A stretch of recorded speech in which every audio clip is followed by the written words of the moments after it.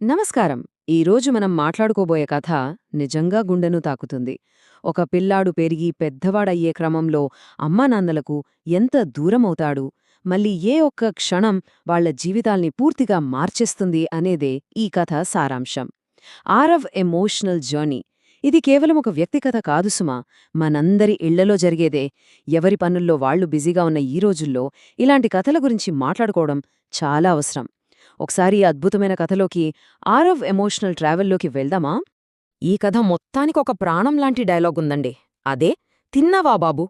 అవును, కేవలం మూడు పదాలు. కాని ఆలోచించండి, మన జీవితంలో ఎన్ని మార్పులొచ్చినా, మనం ఎంత బిజీగా ఉన్నా అస్సలు మారనిది ఏమైనా ఉందా అంటే అది అమ్మ అడిగే ఈ ప్రశ్నే.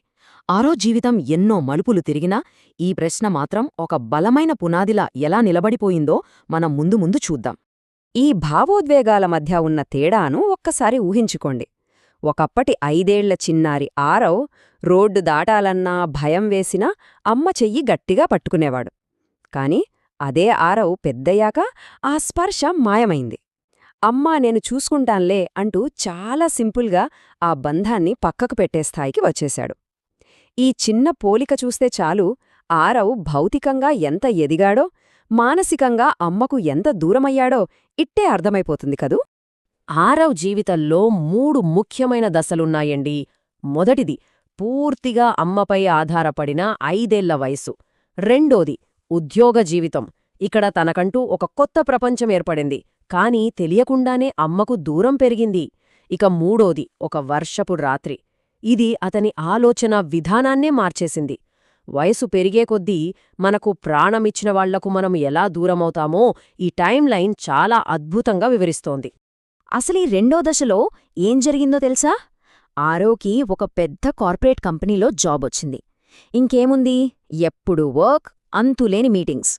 తన కెరియర్ పరుగులో ఎంతలా పడిపోయాడంటే ప్రతి సాయంత్రం గుమ్మం దగ్గర తన కోసం కళ్లల్లో ఒత్తులు వేసుకుని ఎదురుచూసే తల్లిని కనీసం పట్టించుకునే తీరిక కూడా లేకుండా పోయింది.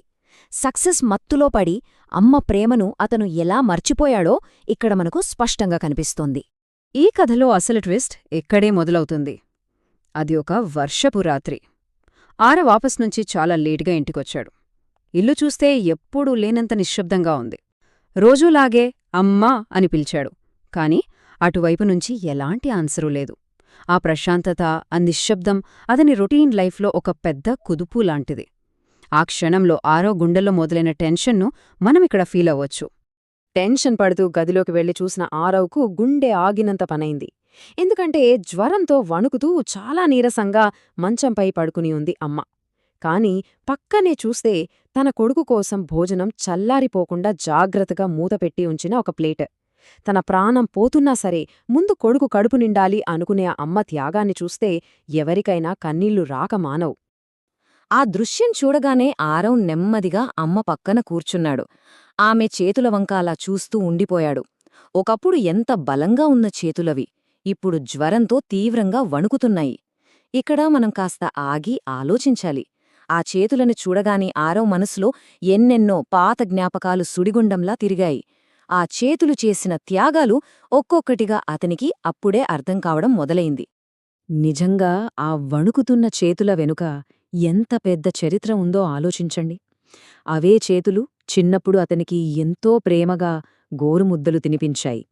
ఎగ్జామ్స్ అప్పుడు రాత్రంతా నిద్రపోకుండా పక్కనే ఉండి ధైర్యం చెప్పాయి. ఆరవ్ కన్న పెద్ద పెద్ద కలలను నిజం చేయడం కోసం ఆ చేతులు పడ్డ కష్టం అంతా ఇంతా కాదు. ఇన్నాళ్లు తను గాలికి వదిలేసిన ఆ చేతుల వెనుక ఉన్న అంకిత భావం ఆరవ్కు ఇప్పుడు కళ్లకు కట్టినట్లు అర్థమైంది. ఈ కథకు అసలైన ఎమోషనల్ క్లైమాక్స్ ఇదేనండి. ఆరవ్ కళ్ల వెంబడి నీళ్లు ఆగలేదు.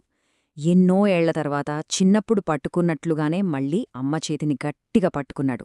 ఒకప్పుడు అమ్మ మీద పూర్తిగా ఆధారపడిన చిన్నపిల్లాడిలా ఉన్న ఆరవ్ పెద్దయ్యాక ఆమెకు ఎంతో దూరమైపోయాడు కదా. ఆ దూరాన్ని మొత్తాన్ని ఈ ఒక్క స్పర్శతో చెరిపేశాడు. ఇది కేవలం చెయ్యి పట్టుకోవడం కాదండి, తన తప్పును తెలుసుకుని ఆరవ్ మానసికంగా ఎంత ఎదిగాడో చెప్పడానికి ఇదొక నిదర్శనం. ఇక్కడే మనం అసలు విషయాన్ని గమనించాలి. కొడుకు తన చేతులు పట్టుకోగానే ఆమె నెమ్మదిగా కళ్ళు తెరిచి చిన్నగా నవ్వింది. అంత జ్వరంలో, అంత బలహీనంగా ఉన్న పరిస్థితిలో కూడా ఆమె నోటినుంచి వచ్చిన మొదటి మాటేంటో తెలుసా? తిన్నావా బాబూ. తన బాధను కూడా పక్కన పెట్టి బిడ్డ ఆకలి గురించి ఆలోచించే ఆ మనసు చూశారా? తల్లి ప్రేమ ఎప్పటికీ మారదు అనడానికి ఇంతకంటే పెద్ద ఉదాహరణ ఏముంటుంది చెప్పండి? అమ్మ అన్న ఆ ఒక్క మాటతో ఆరవ్ పూర్తిగా మారిపోయాడు. ఇన్నాళ్ళు తను చేసిన నిర్లక్ష్యాన్ని వదిలేసి ఆ ప్రేమను, ఆమె చేసిన త్యాగాలను పూర్తిగా అర్థం చేసుకున్నాడు. అమ్మా, నన్ను ఇంత ప్రేమగా చూసుకున్నందుకు థాంక్యూ అని చెప్పి, చిన్నప్పుడు ఆమె తనకోసం ఎలా తోడుగా ఉండేదో ఆ రాత్రంతా ఆమె పక్కనే అలాగే కూర్చుండిపోయాడు. డిపెండెంట్గా ఉన్న ఒక చిన్న పిల్లాడి దగ్గరినుంచి బాధ్యతను ప్రేమగా స్వీకరించే ఒక మెచ్యూర్డ్ కొడుకుగా ఆరవ్ ఎదగడమే ఈ కథలో మనం చూసిన నిజమైన ఎమోషనల్ గ్రోత్. ముగింపుగా ఇక్కడ మనం ఒక బలమైన ప్రశ్న వేసుకోవాలి. పిల్లలు ఎంత ఎదిగినా అమ్మ ప్రేమ ఎందుకు మారదు? ఆరవ్ జర్నీ మనందరికీ ఒక కనువిప్పు లాంటిది కదూ? మనం స్వేచ్ఛ కోసం, కెరీర్ సక్సెస్ కోసం ఎంత పరుగులు పెట్టినా మన వెనుకే అండగా, నిశ్శబ్దంగా నిలబడే కా ప్రేమను ఎప్పటికీ మర్చిపోకూడదు. ఈ విశ్లేషణ ద్వారా ఆరవ్ పొందిన రియలైజేషన్ మన జీవితాల్లోని బంధాలను కూడా గుర్తు చేస్తుందని అనుకుంటున్నాను. ఈ ప్రశ్నకు మన మనస్సుల్లోనే ఒకసారి సమాధానం వెతుక్కుందాం. ఆ అమ్మ ప్రేమను గౌరవిద్దాం.